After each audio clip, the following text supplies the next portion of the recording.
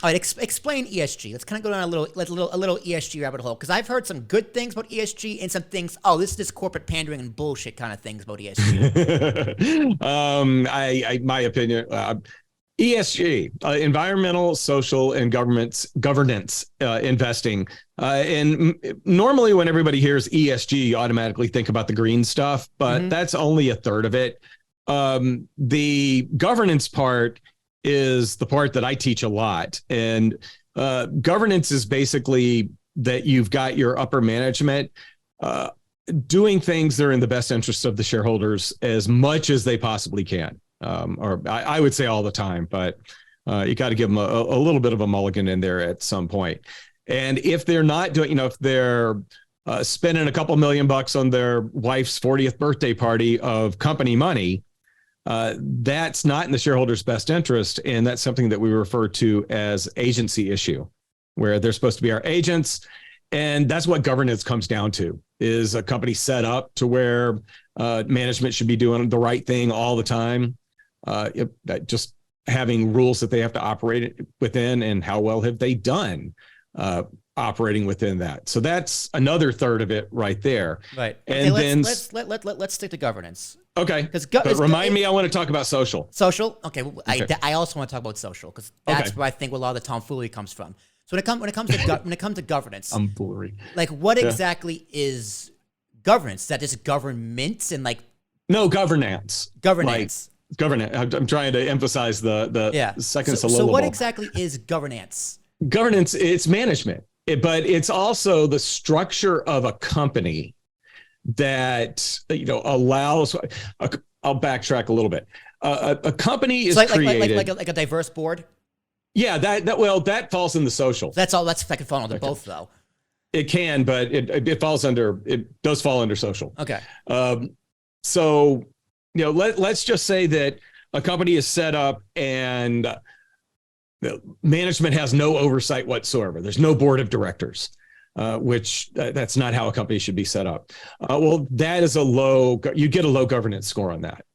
If you've got a board of directors that is diverse, but it's diverse in skills, where you've got, somebody that understands the financials, you've got somebody maybe that understands the legal that the company may encounter, and they are overseeing management properly on behalf of shareholders, that is strong governance. And part of it can just be the people and how they're behaving, but another part of it can just be how is the company, what are the company rules? Can the CEO just give himself a $10 million raise and nobody's going to object to it? So the process, I guess, is where I'm going, is the other part of governance. Right. So it's literally how it's run and how secure it is. Exactly. Right. So and how much confidence you have that you're not going to lose, that something from the governance end is not going to hurt your share value. Okay, that makes sense. So it's always about the shareholders. So it is. So ESG score, right? Environmental, that's mainly for the public, right? Social, that can be for the public too. Governance, that can also benefit the public.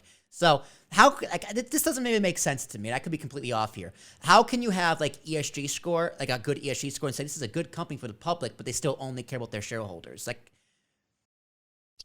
Well, that's where the governance score balances with the environmental and social. Okay.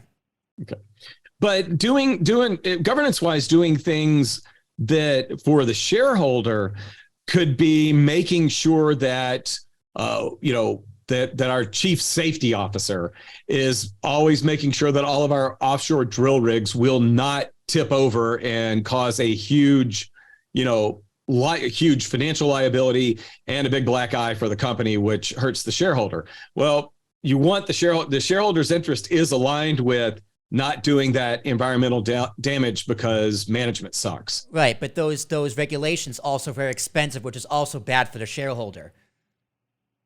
Oh yeah, no, absolutely. But that doesn't fall under governance. That's government. Okay. That's that. I know. I get what you're saying around that. But. Yeah, like it's kind of hard. You can't focus on like the good of the public and the good of the shareholder. Those two never match up. Well, that's it. When I was saying, let me backtrack for a second, and then we kind of took a left.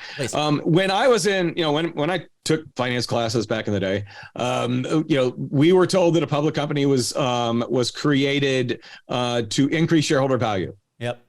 There's a period. And a private company. That's not it anymore. And the private company is to benefit the public. Yeah. No, it's a public company is created to increase shareholder value and do no harm. Please. We added that got added sometime in the last 30 years. Please, companies do no harm. Come on. Oh, that's what they're supposed to do. Who actually believes that though? Who goes, you know what? Yeah, these companies care about not doing harm. Come on, man. It's balance, man. No, it's not. Do no harm. Yeah. Companies care about not doing harm. Sure. Which company? My company. I'm not gonna hurt anybody. My company. I'm a one-man wrecking ball over here. You gotta tell me Raytheon cares about not doing harm? Their whole business model is doing harm. Their job is doing harm. Yeah. No, you got to think that banks don't want to hurt. Never mind. Yeah, right. Okay, banks aren't going to do any harm. They're just going to gamble away your money, whether it's crypto where it's not real money, or it's SVB where it's kind of real money. Yeah, kind of your money. Yeah, is Facebook going to do no harm when they sell your data? Hey, you can ban TikTok, but hey, TikTok can just buy it from Google and Facebook. Is that part of do no harm? Oh no, well, Facebook sells it to the Russians already. Right. Yeah, right. I know that. Doesn't that do harm, or does that fall under government and not governance? So, no, governance is different than government. I know. Come on, Russell. You're not really convincing me that ESG isn't a scam. Come on, ESG is something. No. I don't believe in ESG at all. Amazing. Yeah, it's. No, I know. I've never. Okay. I don't think that it is a. But my job as your money manager. Yes. Is really to try to meet your financial goals the best using the lowest risk that I possibly can. If you tell me, and then you can give me constraints. If you tell me that you don't want me to buy tobacco, then I don't do that. Right. That and that's where I feel like the ESG really should be coming from is the clients that say I don't want to invest in this industry anymore, or I don't want to invest in this company because they're a poor corporate citizen. That's not, I just don't see how we get to that point. And as a manager, I'm supposed to be helping you outperform. If only investing in ESG friendly company or high scoring companies has proven to underperform the market, which it kind of has, should I be doing that? Yeah. And it's just like, well, okay, so who can qualify for an ESG score? I have a company, right? It's a local at home business. Like, I can't qualify to get an ESG score. Well, you probably could get a scoring agency if you really wanted to. I don't know what you would use it for.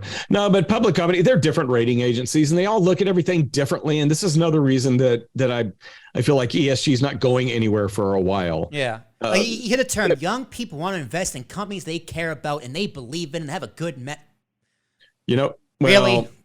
Well, they want to invest in companies that make money. young people want to move out of their parents' freaking house. Oh, so glad I did that. Yeah.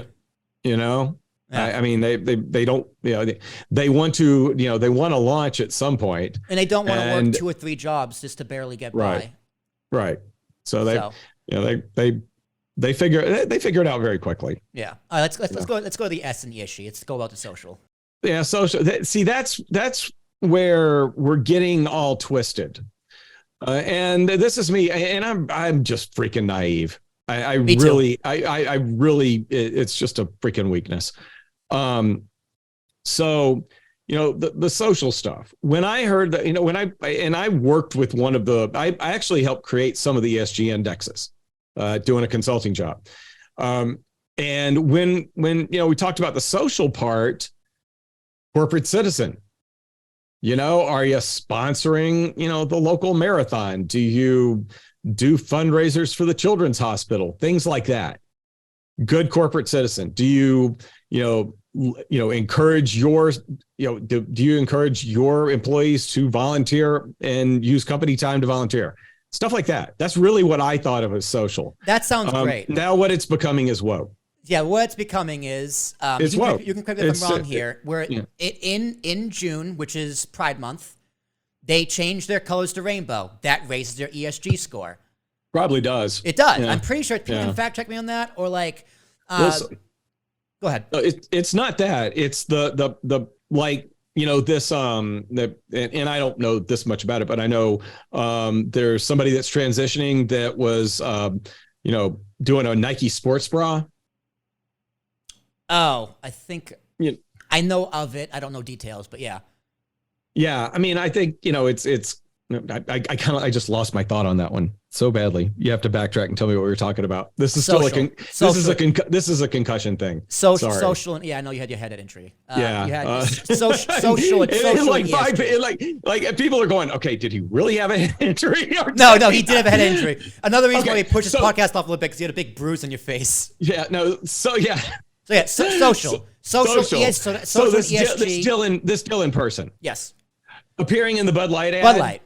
I'll bet you that that by a lot of rating agencies standards that increased their social. And see, I think that's really stupid.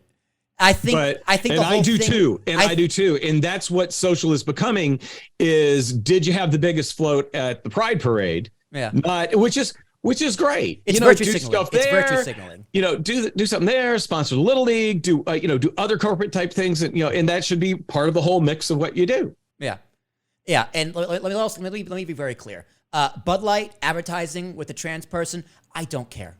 I just don't care. If you care, you have a great life. If it bothers you that much, I want your life where I can have that problem where I care about trans people on a fucking Bud Light can.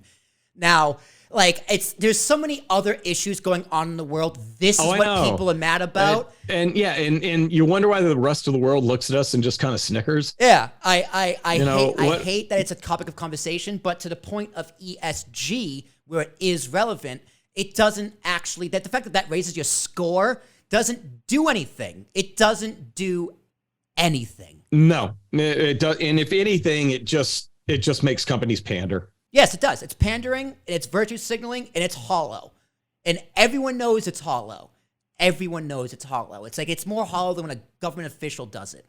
Yeah. So, okay, let's yeah, so the subjectivity of the social part and the fact that one rating agency can tell you that Tesla is the best company in the world and another one can tell you it's ruining the earth. Well, there's no consensus on the ratings as well. Let's go to the E, environmental. Yeah. So, electric cars. Electric cars are great. Don't use fossil fuels. Don't use gas. They use batteries and cobalt. You know what cobalt does? You know how they get cobalt out of the ground other than suffering in children? It ruins the environment. Yeah. That's exactly where I was going with that. That's the hypocrisy behind electric vehicles. If you want to save the environment, electric vehicles, don't use electric vehicles. That's arguably worse. Coal and gas is bad, but EVs getting cobalt, the car is great. How you build the car is ruining the environment. And crypto. Crypto also ruins the environment too. Allegedly.